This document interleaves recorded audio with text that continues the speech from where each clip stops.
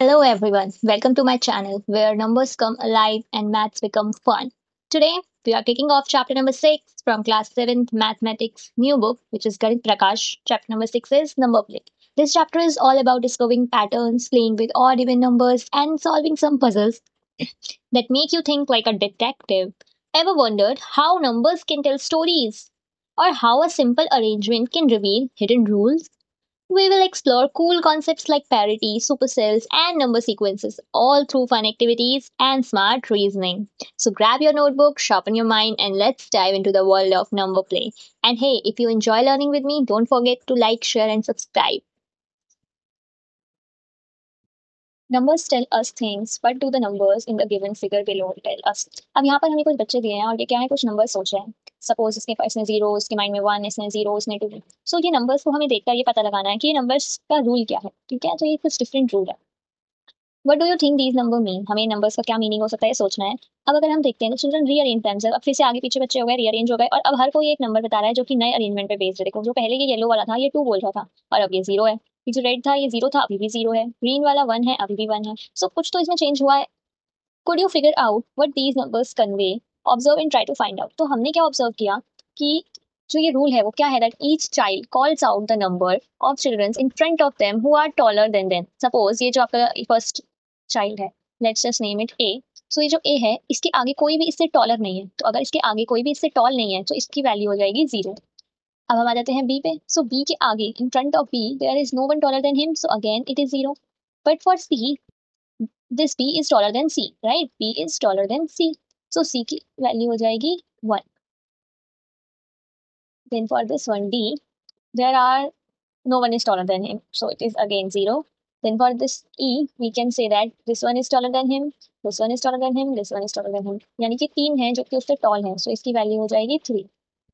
Then for F and G respectively, F is the tallest, then again zero and G से toll हमारे पास one two three है तो इसकी value three हो जाएगी. Okay. Now, figure it out. Arrange the six figure cutouts given at the end of the book and draw the height arrangement such that the sequence read. आपको अब इस sequence के हिसाब से यानी कि हम ये जो वैल्यूज है ना ये गिवन है और हम हमें ABCD को उस हिसाब से लगाना है कि ये वैल्यू सेटिस्फाई करे. ठीक है, अरेंजमेंट. सपोज जो हमारा सबसे पहला पर्सन होगा वो तो देखो हमेशा ही जीरो होगा. सो हमने ले लिया A which is zero. So it may be tallest और it may not be tallest, तो हम उसमें कुछ नहीं कह सकते. Then next is one. So यानी कि देखो सेकंड पर्सन जो होगा बी उससे आगे एक ही पर्सन है और वो एक पर्सन ही ये वैल्यू होल्ड कर रहा है, तो यानी कि ये जो ए है ये टॉलर देन बी है, right? Then again one. So अब जो हम सी लेंगे अगर मैं उसको बी से भी छोटा बना देती हूँ, ठीक है, तो उसके आगे दो टॉल लोग हो गए ना, तो उसकी वैल्यू टू होनी चाहिए थी, बट ऐसा नहीं है. तो हम क्या करेंगे, हमें ये जो सी है ये टॉलर बनाना पड़ेगा किससे? बी से. या फिर हम इक्वल भी बोल सकते हैं. So it must be taller than B और equal to B. Then the next is two. Now two person are taller than D. This one is smaller, we know that, तो हमें इन दोनों से छोटा बनाना है बट इस वाले से बड़ा. ओके, सो मतलब अभी तक हमारा सबसे टॉलेस्ट यही चल रहा है ए. Then four. अब ये जो चारों के चारों हैं वो ई से बड़े हैं, तो अब हमारा जो ई बनेगा वो इन चारों से छोटा बनेगा. एंड देन अगेन वन, तो इनमें से तो सबसे बड़ा है वो ए है, तो उससे थोड़ा सा छोटा हमारे पास आ जाएगा F. Then five. So one two three four five, सबसे छोटा कौन है? ई. तो ई को छोड़ के बाकी सब बड़े हैं किससे? मेरे जी वाले नंबर से. So it must be like this. Okay. Next is zero zero zero zero zero. This type of questions are important क्योंकि आपको इसमें थोड़ा सा अपना दिमाग लगाना पड़ेगा. देखो अगर सबके आगे जीरो जीरो जीरो लिखा है यानी कि उनके आगे उनसे टॉलर कोई भी नहीं है, यानी कि अगर मेरे पास फर्स्ट पोजीशन पर एक पर्सन है तो सेकंड पोजीशन पे उससे बड़ा होगा. अब जो थर्ड पोजीशन पे आएगा वो इससे भी बड़ा होगा, क्योंकि अगर उसके आगे वाले उससे बड़े होते तो उसकी वैल्यू जीरो तो होती नहीं. सो इसकी वैल्यू जीरो है क्योंकि इसके आगे कोई टॉल नहीं है, इसकी भी वैल्यू जीरो है क्योंकि इसके आगे भी कोई टॉल नहीं है, इसकी वैल्यू भी जीरो है. तो अगर ऐसा चलता जा रहा है दैट मीन्स ये ऑर्डर कैसा है? एक असेंडिंग ऑर्डर है. हम छोटे से बड़े की तरफ जाते जा रहे हैं. ठीक है. Now okay. Question number C. Zero one two three four five six. Now आपके हर एक पर्सन के बाद देखो वैल्यू बढ़ती जा रही है. पहला पर्सन था उसके आगे उससे बड़ा कोई भी नहीं था. जब सेकंड पर्सन की बारी आई तो उससे आगे एक पर्सन उससे टॉल है, यानी कि जो मेरा नेक्स्ट पर्सन है वो पहले वाले से तो पक्का छोटा होगा. फिर जो मेरा नेक्स्ट थर्ड नंबर पे आएगा उससे दोनों ही बड़े हैं, तो यानी कि वो इन दोनों से ही छोटा होगा. फिर तीनों छोट बड़े हैं तो इन तीनों से छोटा. फिर इन चारों से छोटा एंड देन इन पांचों से छोटा एंड देन इन छह से छोटा, यानी कि ये कौन सा ऑर्डर चल रहा है, डिसेंडिंग ऑर्डर में चल रहे हैं. So these two questions are very important. Next is D. D is saying 1 is 0, then again 1 is 0 1 0 1 0. सो सबसे पहले हमने एक पर्सन बनाया which is taller then the second one, क्योंकि उसकी वैल्यू 1 है ना, तो हमने इसको थोड़ा छोटा बना दिया. अब जो हमारा अगेन 0 आ गया, यानी कि अब जो है वो इन दोनों से बड़ा है दिस, लेकिन उसके बाद 1 आ गया, तो अगर इन दोनों से बड़ा है तो यही होगा वो 1, तो मेरा वो जो आएगा वो यहाँ पे आएगा, मीन्स इन दोनों से बड़ा लेकिन इससे छोटा. फिर 0 आया तो फिर इन सबसे बड़ा होगा, फिर 1 आया यानी कि सिर्फ इस वाले से छोटा होगा, एंड अगेन 0 यानी कि tallest. So it will move like this, this then this, फिर दिस देन दिस, फिर दिस, इस तरीके से आपका चलेगा. नेक्स्ट इज 0 1 1 1 1 1 1, यानी कि सबसे पहला नंबर है जो कि टॉलेस्ट है और बाकी सब इससे छोटे हैं. अब इसमें दो केसेस हो सकते हैं, देखो एक तो हो सकता है कि ये जो सारे हैं वो बराबर हो और उन सबसे बड़ा एक ही हो फर्स्ट वाला नंबर. ठीक है, one this case is possible.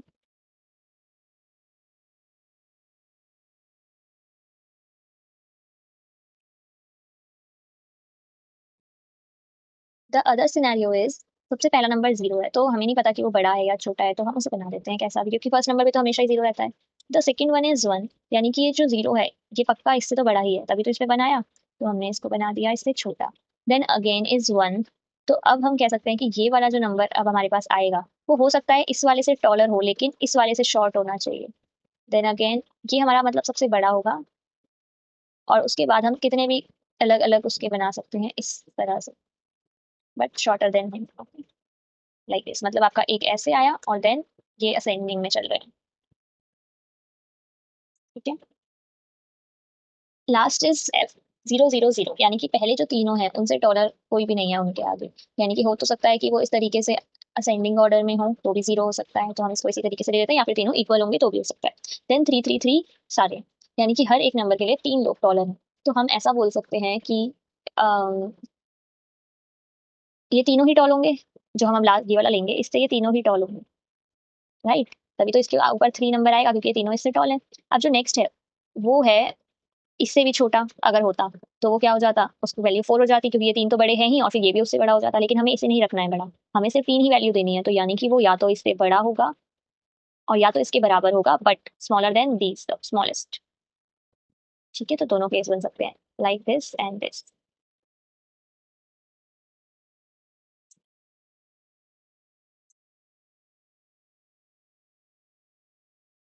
Now you have to tell which statement are whether always true, only sometimes true और नेवर ट्रू.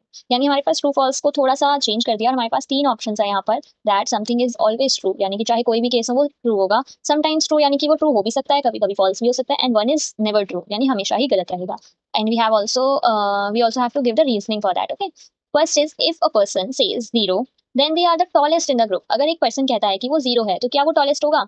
अब देखो अभी हमने इतने सारे केसेस करे, फर्स्ट वाली वैल्यू पे हमेशा ही 0 है, बट क्या इसका मतलब ये है कि वो टॉलेस्ट है, नहीं ना. वो हो सकता है स्मॉल भी हो लेकिन उसके आगे कोई नंबर ही नहीं है, कोई पर्सन ही नहीं है, तो वो 0 ही वैल्यू शो करेगा.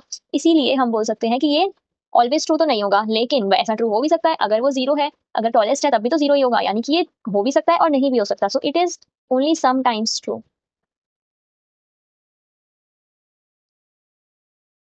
Okay, next if a person is the tallest then their number is 0, it is always true. अगर एक नंबर टॉलेस्ट है, एक पर्सन टॉलेस्ट है, तो उसका नंबर हमेशा 0 होगा. The first person number is 0, ये भी हमारे पास ऑलवेज ट्रू है, पहला पर्सन हमेशा 0 वैल्यू होल्ड करता है बिकॉज उसके आगे कोई भी पर्सन खड़ा नहीं है, तो वो कैसे टॉल या शॉर्ट हो सकता है उससे. If a person is not first, ना तो वो फर्स्ट है ना तो लास्ट है लाइन में, और वो कहीं बिटवीन में खड़ा है, देन दे कैन नॉट बी 0. क्या वो बीच में रहकर 0 नहीं हो सकता है, अभी हमने पढ़ा टॉलेस्ट होगा तो वो कहीं पे भी रहकर 0 हो सकता है. सो it is only sometimes true.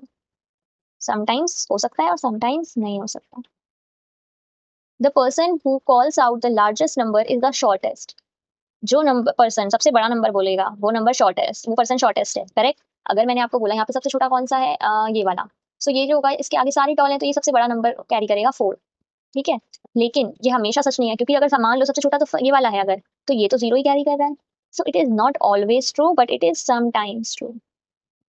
ठीक है, तो हमें एक ऐसा केस ले लेना है जो कि पॉसिबिलिटी को कम कर रहा है, सो वो हमारा ओनली समटाइम्स में आ जाएगा। बट अगर ऐसा कोई भी पॉसिबल केस नहीं बनता तो वो ऑलवेज ट्रू होगा।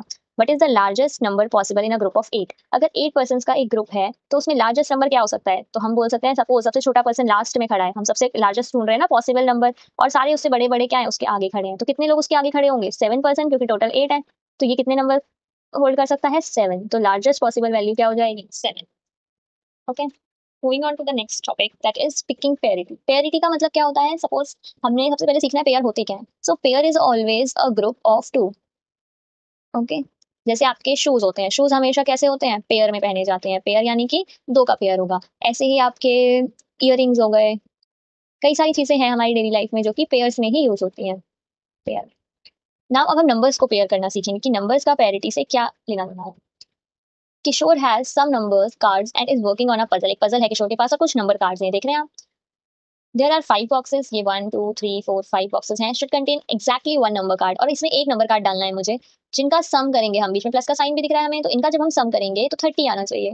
Right, can you help him find a way to do it? क्या आप उसके लिए कोई ऐसा तरीका ढूंढ सकते हो? अब देखो, सबसे पहले हमें नंबर्स को देखना है, तो हमें क्या पता है नंबर्स में दो तरह के नंबर्स हो सकते हैं, इवन एंड ऑड। सबको पता है इवन नंबर्स कौन से होते हैं? That are the multiples of 2। इन्हीं को हम इवन कहते हैं। Example 2 4 6 and so on. And numbers other than even numbers are odd. Odd numbers क्या है? इवन नंबर्स के अलावा जो बच गए वो ऑड है। जैसे 1 2 हमारा इवन है, 3 4 हमारा इवन है, 5 6 इवन है, 7 8 इवन है, 9 10 इवन है, 11। यानी हर एक ऑल्टरनेटिव नंबर क्या होता है? या तो इवन होता है और हर एक ऑल्टरनेटिव ऑड नंबर होता है। ठीक है, सो ये हमारा बेसिक क्विक रिकैप था ऑड एंड इवन नंबर्स के लिए। नाउ हमें यहाँ पे दिख रहा है ये सारे ऑड नंबर्स हैं। 13 19 sorry 9 1 7 11 5 3, all these are odd numbers and this is a even number. Okay, अभी तक के लिए हमें इतना पता है। Can you figure out 5 cards at 30? Is it possible? There are many ways of choosing 5 cards from the collection. Is there a way to find a solution without checking all the possibilities? Let's find out. अब हम क्या करेंगे, जैसा कि question पूछा गया तो हम अपने दिमाग से क्या करना चाहेंगे, हम एक बार यहाँ 13 रखते हैं, फिर एक बार यहाँ 9, यहाँ 1, यहाँ 7, यहाँ 11। मैंने सारे नंबर्स रख लिए इन the same order that is given. So 13, 9 plus 1 is 10 and 13 plus 7 is 20, 30, 40, 41. So sum will be 41, which is not equals to 30. But क्या हम ऐसे करते करते कितनी पॉसिबिलिटीज हो सकती है ना, एक बार मैं ये वाले ले सकती हूँ और फिर ये 4 ले सकती हूँ, फिर ये वाला लूंगी, फिर ये 4 लूंगी, ये लूंगी, ये 4 लूंगी। सो बहुत सारी पॉसिबिलिटीज हैं और इतना हमारे पास टाइम नहीं है। So without checking all the possibilities क्या हम बता सकते हैं ये पॉसिबल है या नहीं है? सो अब हम देखते हैं कैसे। उसके लिए हमें सीखना पड़ेगा पेरिटी क्या होती है। Add a few even numbers together, what kind of number do you get? अगर हम कुछ इवन नंबर्स को आपस में ऐड कर देते हैं तो हमें क्या नंबर मिलेगा? सपोज हमने दो, कोई से भी दो, हमेशा स्मॉलेस्ट नंबर लेने की कोशिश करिए ताकि आपकी कैलकुलेशन जल्दी हो। कोई से भी दो इवन नंबर्स लिए, सो हमारे पास आंसर आया एक even number. It is an even number, it is an even number and answer will be also in even. Does it matter how many numbers are added? अब हमने दो लिए इस बार, अब हम तीन लेकर देख लेते हैं। So let's take 2 4 and 6। So it will be 12। Again हमने इवन लिया, इवन लिया, इवन लिया और आंसर भी हमें इवन ही मिला। राइट, सो उसने मुझे कहा कि इवन नंबर्स को हमने जब ऐड किया तो हमें क्या आंसर मिला? हमने बोला इवन मिला। Does it matter how many numbers हमने ऐड किए? नो, हमने 2 नंबर ऐड किए तो भी इवन मिला, 3 ऐड किए तो भी इवन मिला। So it doesn't matter. Any even number can be arrange in pairs without any left overs. Some even numbers are shown here. अब देखिए ऐसा क्यों हुआ? जब भी हम इवन नंबर्स को अरेंज करेंगे तो वो हमेशा दो दो के पेयर बनाएंगे। देखो दो दो दो, because they are the multiples of 2। सो वो 2 2 के पेयर्स बनाएंगे, 2 2 2 2 2 सिमिलरली। और कोई भी लेफ्ट ओवर नहीं होगा, यानी कि कुछ भी बीच में बचेगा नहीं। जैसे मैंने आपको ये बोला कि ये पेयर्स बन गए और कुछ बच रहा है क्या? नहीं। जैसे 24 है, क्या मैं इसे दो दो के पार्ट्स में बांट सकती हूँ प्रॉपरली? है 12 से पूरा पूरा ये डिवाइड हो जाएगा, यानी कि इसमें कोई भी पेयर्स नहीं बचेंगे। As we see in the figure, adding any number of even numbers will result in numbers which can still be arranged in pairs without any leftovers, यानी कि even numbers ही आएंगे। Now add any few numbers जो कि odd होंगे आपके पास। What kind of number do you get? Does it matter how many odd numbers are added? अब हमें same चीज किसके साथ करके देखनी है? odd numbers के साथ करके देखनी है। तो अभी हमने even के साथ करी थी, हम अब odd के साथ कर लेंगे। कलर चेंज कर लेते हैं। सो हमने कोई से भी दो odd numbers लिए and resultant is even। Similarly हम अब थोड़े से ज्यादा odd numbers लेकर देख लेते हैं and the result is odd. Okay, so we can try some more. 1 plus 3 plus 5 plus 7, 4 odd numbers हमने लिए, तो क्या आंसर आएगा हमारे पास? 4 plus 9, 4 plus 5 9, 9 plus 7 16, and 1 plus 3 plus 5 plus 7 plus 9, so we will get the answer will be 25। so हमने इतने सारे cases बना के देख लिए। अब हमने इससे क्या इन्फ्रेंस निकाला? दैट जब हमने दो इवन सॉरी दो ऑड नंबर्स लिए, यानी कि इवन काउंट है ना, 2 नंबर लिए इसलिए इवन। सो जब हमने 2 ऑड नंबर्स लिए तो आंसर इवन आया। जब हमने 3 ऑड नंबर्स लिए तो हमारा आंसर ऑड आया। जब हमने 4 ऑड नंबर्स लिए तो हमारा आंसर अगेन इवन आया। एंड जब हमने 5 ऑड नंबर्स लिए तो हमारा आंसर अगेन ऑड आ गया। So it gives a pattern कि यहाँ पर हम कितने नंबर्स ले रहे हैं ये मैटर करता है। जैसे इवन में नहीं करता था, इवन में आपका आंसर हमेशा ही इवन आएगा, बट ऑड में आपका आंसर अगर ऑड नंबर्स हैं सारे और वो ऑड नंबर ऑफ टाइम्स हमने लिए हैं तो आंसर हमेशा ऑड ही आएगा। लेकिन अगर मैंने ऑड नंबर्स को भी इवन नंबर ऑफ टाइम्स लिया है तो वो इवन आएगा। अब ऐसा होता क्यों है, हम कुछ समझते हैं इसको। सपोज आपके पास यहाँ पर कुछ सर्कल्स दिए हैं, ये देखो ये नंबर क्या डिनोट कर रहा है हमारे पास 1 2 3 4 5 6 7। सो इट इज 7 1 2 3 4 5 6 7 8 9 10 11, इट इज 11। अगर हमने 7 और 11 को ऐड किया 1 2 3 4 5 6 7 8 9 10 11 12 13 14 15 16 17 18 19 एंड इट इज 19। ये तीन ऑड नंबर्स हैं। 7 में हमारे पास एक ऑड है तभी तो एक पेयर रह गया है। ऐसे ही 11 भी ऑड है तो वो एक पेयर रह जाएगा, है ना, एक पेयर इनकम्प्लीट है। जब मैं दो इनकम्प्लीट पेयर्स को जोड़ दूंगी तो ये दोनों में जो एक लेफ्ट ओवर था इधर वाला और ये वाला, बाकी सब तो अपने पेयर्स थे, ये जो लेफ्ट ओवर थे ये दोनों आपस में मिलकर एक पेयर बना लेंगे। और जब हमारे पेयर्स कंप्लीट हो जाते हैं तो वो क्या आंसर बनता है, इवन नंबर बन जाता है। समझ में आया? इसी तरीके से लेकिन अगर मैंने 3 ऑड नंबर्स ले लिए, 7 + 11 में मैंने 3 ले लिया, सो 7 के पास एक और अनपेयर्ड बॉल बच रहा था और एक इसके पास भी बच रहा था और एक इसके पास भी होगा, तीनों ऑड है। ये दोनों तो मिलकर आपस में पेयरिंग कर लेंगे, ठीक है, एक पेयर मिल गया हमें, लेकिन 1 लेफ्ट ओवर अगेन हमारे पास रह जाएगा। तो ये लेफ्ट ओवर जो है हमारे पास, यही हमारे आंसर को क्या बना देगा फिर से, ऑड। यानी कि अगर मेरे पेयर नहीं बनते हैं यानी कि मेरा आंसर क्या है, odd. Okay, moving on to the next topic. Can we also think, okay अभी हमें पेयरिंग को और अच्छे से समझना है। Can we also think of an odd number as one less than a collection of pairs. तो हम ये भी कह सकते हैं कि हर एक ऑड नंबर क्या है, कलेक्शन ऑफ पेयर, पेयर से एक कम है। जैसे कि मैंने बोला 20 से एक कम क्या है, 19। तो ये जो 20 था ये तो पूरे पूरे पेयर्स बनाएगा, 10 पेयर्स बनाएगा ऐसे। लेकिन इस पेयर में से अगर मैं एक हटा दूं तो ये मेरा क्या बन जाएगा, ऑड नंबर बन जाएगा, यानी कि 19 बन जाएगा। तो सही बात है, yes we can say that. This figure shows that the sum of two odd numbers must always be even. यही चीज प्रूव करके दिखाई है, अगर हमने 2 ऑड नंबर्स लिए और उन्हें जोड़ा तो उनका जो सम आएगा वो हमेशा क्या आएगा, इवन। अब देखो यहाँ पे जो ये ग्रीन कलर के सर्कल्स हैं ये आपका 3 है और ये भी पर्पल वाला भी 3 है। जब हमने दोनों 3 को जोड़ा तो हमारे पास पूरे पेयर्स हो गए कंप्लीट, तो यानी कि ये क्या हो गया, हमारा इवन बन गया। इसी तरीके से यहाँ पर हमने ये ग्रीन वाला क्या लिया है, 5 लिया है और ये पर्पल वाला 3, तो 5 + 3 पेयर बन गए 8 का, तो ये भी मेरा इवन बन गया। इसी तरीके से यहाँ पर भी आपके पास 3 एंड आई थिंक 4 4 8 9 9 एंड 3 है। सिमिलरली हमने ये प्रूव किया है दैट जब आप 2 इवन नंबर्स को जोड़ोगे तो हमेशा आंसर क्या होगा, इवन आएगा। जब तो और वो अरेंज करा जा सकता है इन पेयर्स में, दैट इज सिंपली कि वो इवन आंसर आएगा without. What about adding 3 odd numbers. अभी हमने देखा था जब हमने 3 ऑड नंबर्स ऐड करे थे तो क्या रिजल्टेंट पेयर्स में आया था, नहीं आया था। अभी हमने देखा ना क्यों नहीं आया, क्योंकि एक बच गया हमारे पास। Explore what happens to the sum of 4 odd numbers, 5 odd numbers and 6 odd numbers. 4 और 5 का हमने अभी करके देखा था एंड 6 का आप खुद से करके देखेंगे। Let us go back to the puzzle. अब हम वापस से उस पजल के पास जाते हैं जो किशोर सॉल्व कर रहा था। There are 5 empty boxes, that means he has odd numbers of boxes. अब देखो कितने एम्प्टी बॉक्सेस थे उसके पास, यहाँ पे 1 2 3 4 5, यानी मुझे 5 नंबर्स चाहिए। 1 2 3 4 5, 5 नंबर्स ऐड करने हैं। 5 इज ऑड और इसके अंदर फिल भी मुझे सारे ऑड नंबर्स ही करने हैं। तो ऑड नंबर्स को जब मैं odd number of times add करती हूँ तो मेरा आंसर भी क्या आता है, ऑड आता है। लेकिन मुझे यहाँ पर क्या चाहिए था, 30 विच इज एन इवन नंबर। तो ये चीज पॉसिबल है क्या, कभी भी ऑड नंबर्स को odd number of times add करेंगे तो आंसर कभी भी इवन नहीं आएगा। तो ये चीज पॉसिबल नहीं है। So 5 odd numbers will never result in an even number. So Kishore cannot arrange these cards in the box to add up to 30. Next, two siblings, Martin and Maria, were born exactly 1 year apart. Today they are celebrating their birthday. Maria exclaims that the sum of their ages will be 112. Is it possible, or why not? Suppose दो siblings हैं, Martin and Maria. अब उसने दोनों ने बोला कि Martin और मारिया की एज में सिर्फ 1 साल का डिफरेंस है। सो लेट्स जस्ट सपोज मार्टिन अगर x ईयर्स का होगा तो मारिया x + 1 ईयर्स की होगी, है ना। हम दोनों में से किसी को भी बड़ा या छोटा हमें नहीं पता कौन है, बट हम जस्ट टेकिंग द वैल्यूज जो कि हमें जिस अकॉर्डिंग क्वेश्चन में दिया है। हमने बोला मार्टिन बड़ा है, सॉरी मार्टिन छोटा है सपोज, और मारिया उससे 1 साल बड़ी है, दोनों के बीच में 1 साल का डिफरेंस है। The question is saying the result will be 112। 112 is an even number, yes. हमें ऐड किसको करना है, अब देखो 2 कॉन्सिक्यूटिव नंबर्स अगर हमें गिवन है, कॉन्सिक्यूटिव मतलब जो लगातार 2 नंबर होते हैं, जैसे 2 3 4,5 दीज आर कॉन्जिक्यूटिव नंबर जिनके बीच में डिफरेंस ना हो। ये हमेशा क्या होते हैं आपके, एक इवन होगा और एक ऑड होगा, एक इवन होगा एक ऑड होगा। आप 5 और 6 ले लो तो ये ऑड होगा ये इवन होगा, फिर दोनों में एक इवन और एक ऑड होगा। अब यहाँ पर अगर मान लो कि ये इवन है तो ये ऑड होगा, चाहे ये ऑड हो चाहे ये इवन हो, यानी कि मेरे पास एक ऑड है और एक इवन है। ऑड प्लस इवन का सम क्या इवन आता है हमारे पास? So let's just check it. Take an example of 2 plus 3 which will give us 5, which is an odd number. Even plus odd gives odd. एक और एग्जाम्पल लेकर देख लेते हैं हम। 4 plus 7 equals to 13. Even plus odd gives odd. So एक even और एक ऑड नंबर मिलके हमें हमेशा क्या देंगे? ऑड आंसर देंगे। और यहाँ पर बोला है कि उनके एज का सम 112 है, तो क्या ये पॉसिबल है? No, it is not possible. So let's see क्या आंसर हमें गिवन है। Their ages will be consecutive numbers, जैसे 51 52 कुछ भी, ये हमने सपोज करा है कि इतना हो सकता है। फिर हमने ऐसे कुछ और नंबर्स लेके देखे। Now counting alternate between even and odd number. In any two consecutive numbers one will always be and the other will always be odd. एक ऑलवेज इवन होगा एक ऑलवेज ऑड होगा। What would be the resulting sum? अब हमारे पास resulting सम हमेशा क्या होगा? हमेशा ऑड आएगा।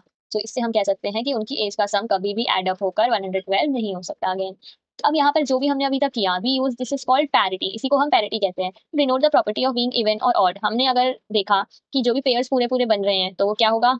इवन होगा। और अगर कहीं पर भी पेयर नहीं बन पा रहे हैं और कोई एक नंबर अनपेयर्ड रह जाता है तो इसे हम बोलते हैं ऑड। इसके अलावा हमने देखा parity of sum of any two consecutive numbers is odd. अगर हम दो कॉन्जिक्यूटिव नंबर्स कभी भी लेते हैं, 5 plus 4 ले लो, 6 plus 7 ले लो, तो हमेशा आंसर आपके पास ऑड ही आएगा, क्योंकि दोनों में से एक हमेशा इवन होगा एक हमेशा ऑड होगा और answer will be always odd. Similarly हमने देखा अगर हम दो इवन नंबर्स या दो ऑड नंबर्स लेते हैं तो आंसर हमेशा इवन आता है। ठीक है, तो कुछ चीजें हमने देखी। अब हमें उनके बेसिस पे यहाँ पे क्वेश्चंस को आंसर करना है। Okay, using your understanding of pictorial representation of odd and even numbers, find out the parity. हमें बताना है इन सम्स की पैरिटी क्या होगी या नहीं।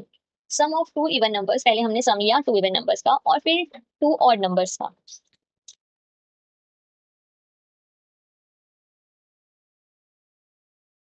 अब हम यहाँ पर लेंगे कुछ एग्जांपल्स के थ्रू हम इन क्वेश्चंस को सॉल्व करेंगे। आपको कंडीशंस दी गई हैं, sum of two even numbers and two odd numbers, जैसे कि दो हमने इवन नंबर्स लिए और दो ऑड नंबर्स लिए और उन सबको ऐड करा तो हमारा रिजल्टेंट क्या होगा? आप सी, इवन नंबर है प्लस इवन नंबर है and then odd plus odd. हमें पता है दो ऑड नंबर जब ऐड होते हैं तो आंसर हमेशा इवन आता है, और जब दो इवन नंबर्स होते हैं तो भी आंसर इवन आता है।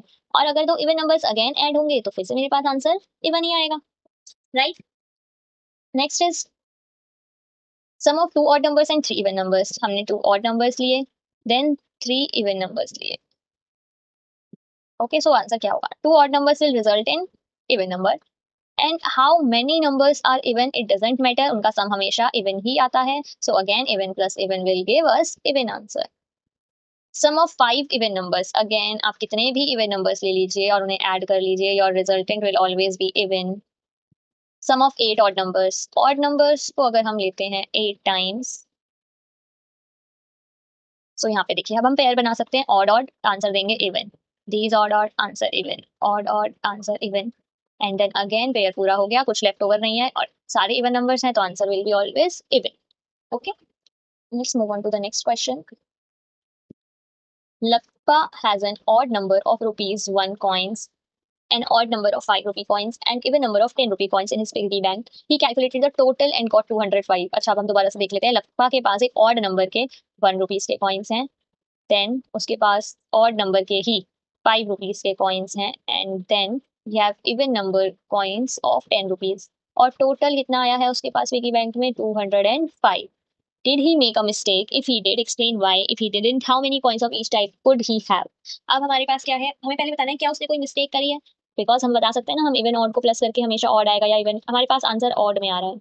सो अगर हम पैरिटी में देखते हैं तो एक ऑड नंबर है दूसरा भी ऑड नंबर है और दोनों ऑड नंबर जब भी ऐड होंगे तो वो पेयर अप होके क्या देंगे? हमें एक इवन नंबर देंगे। एंड ये भी इवन है और ये भी इवन है, तो इवन और इवन नंबर आपस में आंसर देना चाहिए था इवन, बट यहाँ तो आंसर ऑड आ रहा है, यानी कहीं ना कहीं उसने कुछ गलती करी है।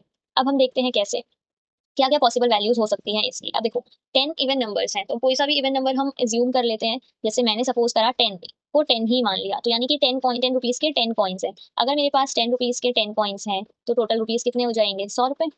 अब बाकी के जो बच गए मैं इनको कैलकुलेट कर लेती हूँ। अभी अगर 100 है तो मान लो 5 रुपए के कितने कॉइन्स हैं, हमें एक और नंबर चूज करना है, तो let's choose 15।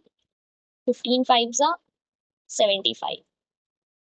Okay, and again हमें क्या चूज करना है, 1 रुपए के कितने कॉइन्स हो सकते हैं। तो अब हमें अगर 205 के आसपास जाना है तो वी नीड 25 एंड 30, सो 29 और 31 कॉइन्स। 29 कॉइन्स ऑड लेना है ना, अगर हम 30 लेंगे तब तो ये आंसर सही हो जाएगा, बट हमें क्या चाहिए, ऑड नंबर चाहिए। सो अब अगर हम इन्हें ऐड करते हैं तो हमारे पास आंसर क्या आएगा, 204, which would be the possible answer. Okay, और ये हमारी पॉसिबल वैल्यूज हैं कुछ, आप इसमें कुछ भी पॉसिबल वैल्यूज ले सकते हो, बट हमारे पास आंसर क्या आना चाहिए, इवन आना चाहिए। और अगर हमें आंसर 205 ही चाहिए तो फिर हमें ये जो ये बोला है ना कि 1 रुपए वाले कॉइन्स ऑड हैं उसको इवन बनाना पड़ेगा, या फिर 5 रुपीज वाले को इवन बनाना पड़ेगा। बिकॉज अगर मुझे आंसर ऑड चाहिए तो मेरे पास एक ही ऑड होना चाहिए, बाकी दोनों इवन होंगे तो चलेगा। ठीक है,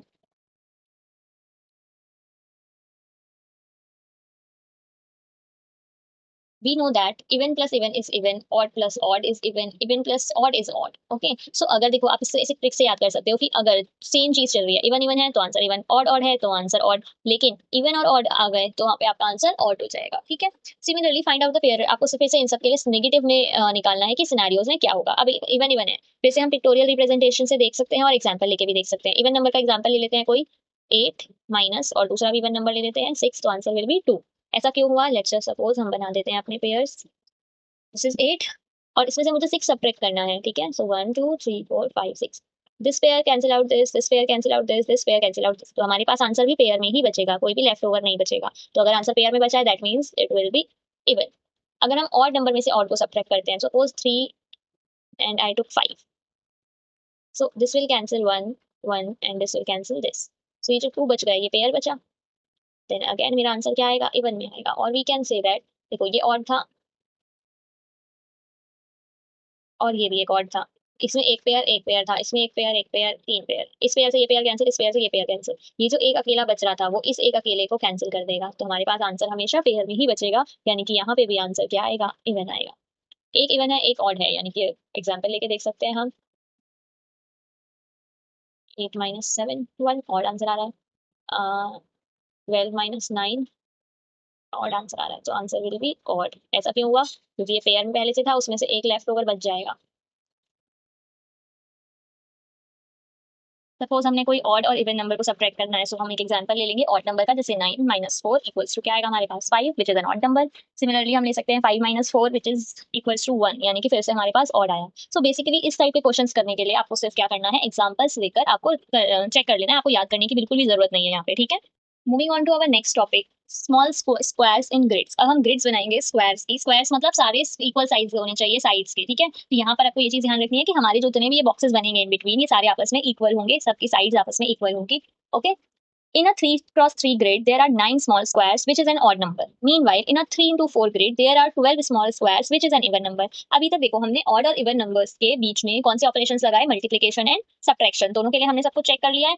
अब हमें देखना है कि जब हम उन्हें मल्टीप्लाई करते हैं तब हमारे पास क्या होता है। आपके पास क्वेश्चन,